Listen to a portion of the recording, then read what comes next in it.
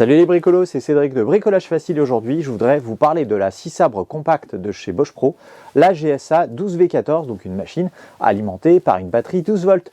Cette vidéo a été réalisée grâce à mon partenaire pour l'occasion Brico Privé que je remercie et qui m'a mis à disposition cette machine pour que je puisse réaliser l'ensemble de mes tests. Mais je vous en dis pas plus, je vous laisse la découvrir dans la séquence qui suit. Alors à tout de suite.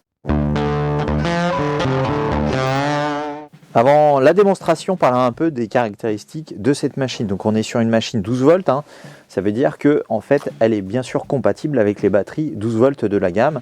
Et donc du coup, si vous avez d'autres outils 12 volts de la marque Bosch Pro, du coup vous pourrez utiliser les batteries. Pendant que je suis sur les batteries, on a comme sur d'autres outils, notamment la visseuse à choc de chez Bosch Pro, on a ici un petit voyant de charge qui permet de voir l'état de la batterie, donc un voyant de charge avec 3 niveaux, ce qui permet de voir, de vérifier l'autonomie de la batterie, sachant que sur la batterie elle-même, on n'a pas du tout de voyant. Donc ça, c'est un détail important que j'apprécie beaucoup et qui permet vraiment de vérifier si notre batterie est suffisamment chargée ou si justement il faut la charger ou la remplacer par une autre machine.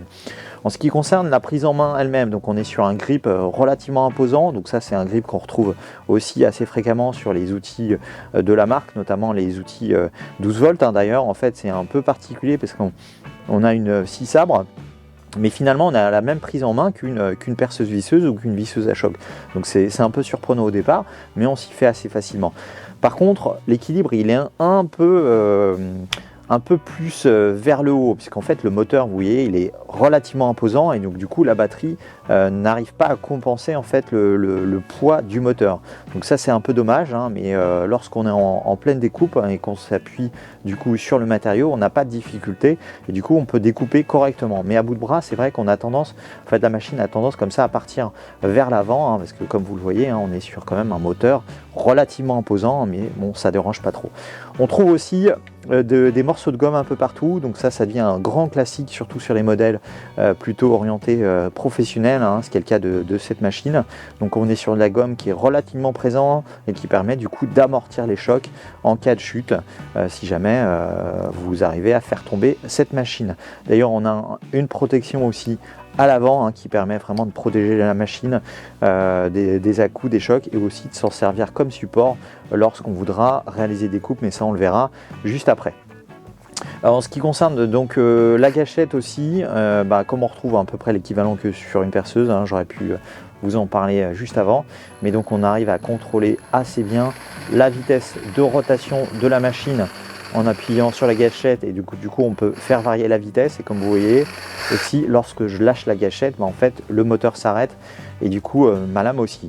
On a ici un petit bouton de blocage aussi qui peut être pratique, qui sert de sécurité. Donc c'est la position de l'inverseur de sens sur une perceuse visseuse, mais là sur cette machine c'est un bouton de sécurité qui permet de bloquer la lame et d'éviter tout risque de se blesser.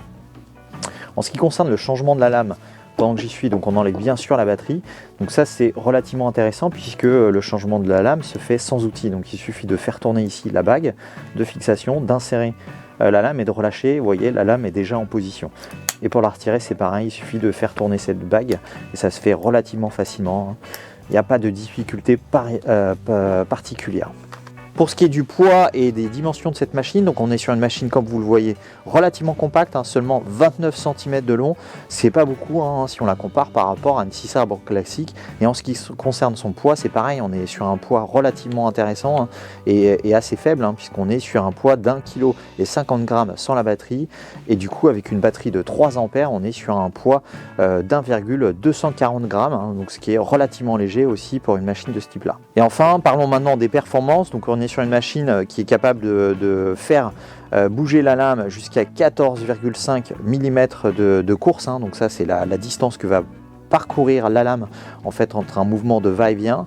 En ce qui concerne sa vitesse, on est sur du 3000 courses par minute, donc du coup c'est relativement important pour une machine de ce type là, et ce qui permet du coup de réaliser des découpes pouvant aller jusqu'à 65 mm de long ou d'épaisseur dans du bois et jusqu'à 50 mm de diamètre par exemple sur un tube en métal. Voyons maintenant cette machine en action avec la découpe en fait d'un morceau de palette. Donc On est sur du bois relativement sec. J'ai bien sûr utilisé une lame adaptée au bois. Et je vais pouvoir me lancer dans la réalisation de ma découpe, et bien sûr comme d'habitude avec une scie sabre. Donc je m'appuie comme ça sur j'appuie le sabot contre le matériau pour pouvoir réaliser une découpe. Donc, je commence à aller en vitesse maximale.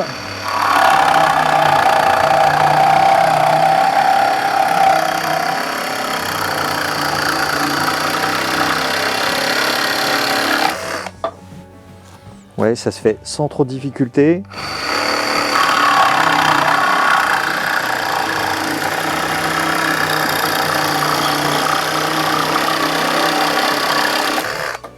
Ouais, une découpe relativement rapide. Pour ce qui est du PVC, vous allez voir, c'est très rapide aussi, hein.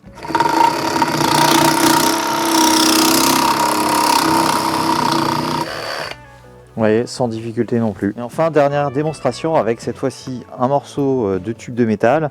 Donc bien sûr, j'ai adapté une lame métal pour réaliser cette découpe.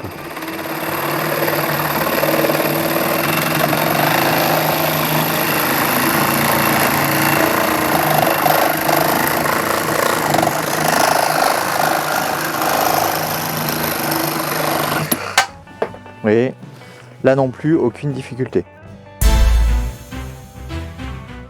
Comme on vient de le voir dans la présentation et dans la démonstration que je viens de vous faire, on est sur une machine très compacte, hein, seulement 29 cm de long.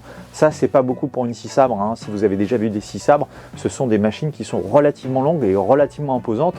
Donc du coup, avec cette machine-là, on pourra plus facilement la transporter, hein, et on pourra aussi plus facilement l'avoir sous la main si jamais on a une découpe rapide à faire. Donc une découpe pas forcément très nette, mais une découpe en tout cas très rapide, hein, puisque c'est quand même l'intérêt de la scie sabre.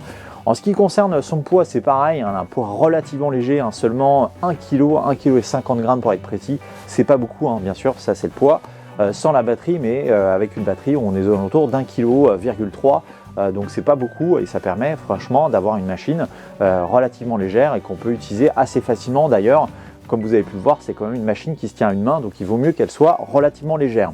En ce qui concerne ses performances, donc on est sur une machine qui a une longueur de course de 14 mm, 14,5 mm pardon, donc ce qui est pas énorme, hein. Forcément c'est moins important qu'une machine 18 volts, qu'une machine filaire, mais pour du 12 volts on est pas mal, et surtout qu'elle arrive quand même à rivaliser avec l'entrée de gamme de certaines machines 18 volts, donc ça c'est plutôt assez intéressant. Ce qui lui permet d'ailleurs d'avoir une capacité de coupe dans du bois par exemple de 65 mm, hein, c'est pas mal. Là aussi bien sûr c'est inférieur à des machines plus puissantes, mais c'est pas mal pour une machine 12 volts et ça permet quand même de réaliser pas mal de découpes, hein, 65, et ça fait à peu près ça. Donc ça peut, donc déjà on peut découper largement pas mal de bois, de 65, des bâtis, enfin bref, un peu tout, et sans trop de difficultés, hein, comme vous avez pu voir dans la démonstration. Pour ce qui est du prix, donc sachez que cette machine est vendue aux alentours de 100 €. Hein. 100 € c'est bien sûr sans le prix, sans le chargeur, mais avec le Systener quand même, la L-Box de chez Bosch Pro.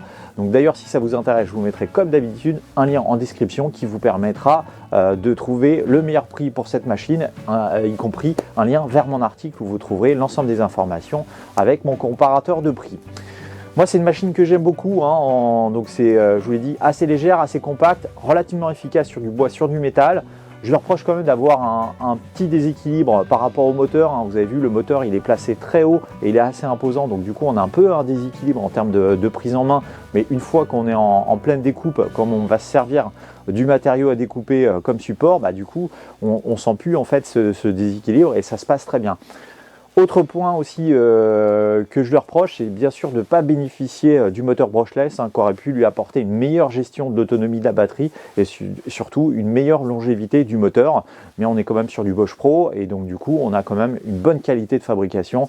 Donc ça reste un bon investissement, surtout si vous avez aussi d'autres machines en 12 volts.